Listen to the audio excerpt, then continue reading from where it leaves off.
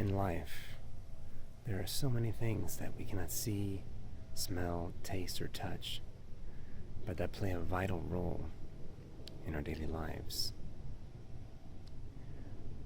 One in particular that I like to research and investigate and explore and contemplate is our inner dialogue.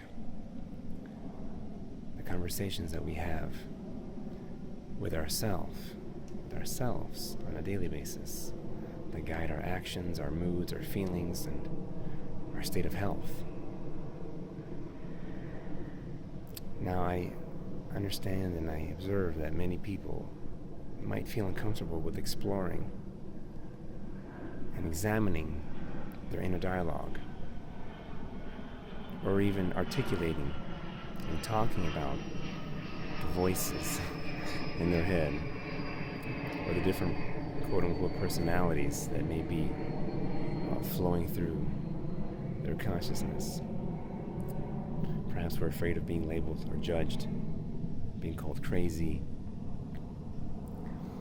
But the truth is that there are many different, you could say, energies, entities, personalities, worlds that comprise this one body that we're looking at. Whenever you have a conversation with someone, you're looking at one body.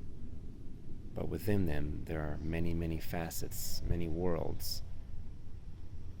So if we were to just look at what's within us, just to examine and observe and maybe get to know these different facets of ourselves, we might be a little more inclined, a little more accepting of these voices and what they're telling us, and to actually learn and to see them for who and what they are. Because in my truth, those voices and these dialogues, these personalities are not the real us. It's not the real you. We can learn from them, we can listen to them, but they're not the real you. But yet so many of us operate solely, our decisions, our actions are based solely on what our inner dialogue is saying. So what I encourage and what I do for myself is that when I get in tune with my body and I observe my heart rate, my state of mind, my mood, in connection with my inner dialogue, which at times brings up feelings of fear, of doubt, of worry, stress. And in those times of worry, I take a step back. I breathe deeply into my belly. I go from my head and into my body. And actually acknowledge what these voices are telling me, what this inner dialogue, what these messages are. Because a lot of the times they're complaining, they're critical, highly critical of the moment. And you know what? I take the time to listen. I listen. One mistake that I've made, or an old habit, a bad old habit that I've actually still in the process of letting go, is not listening to that inner dialogue, because I dismiss it as someone else, or that it's not me, so I don't need to listen to it because it's not me to begin with, right? But now, when I'd like to encourage anyone or everyone who's watching this to engage in the process of harmonizing your inner dialogue with your intention, harmonizing your inner dialogue with your true self and your destiny, your dharma, your purpose.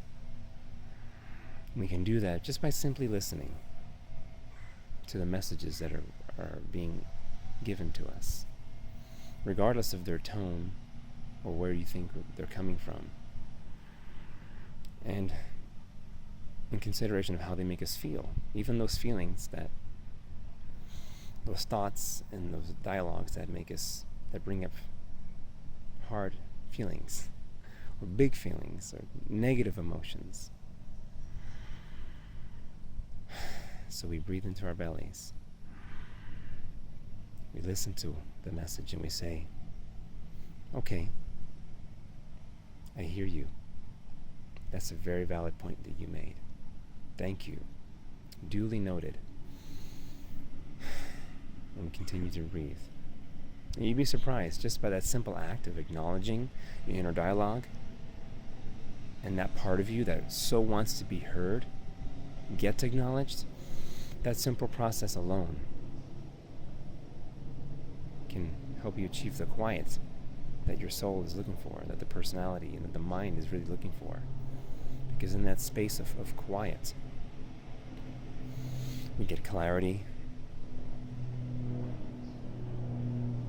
In that space that we can move forward in the direction of our intention, of our desire, in the direction of harmony and peace. So with that, I wish you happiness and joy and lots of synchronicity, a lot of meaningful coincidence that will come and may come from this process of harmonizing your inner dialogue. Thank you.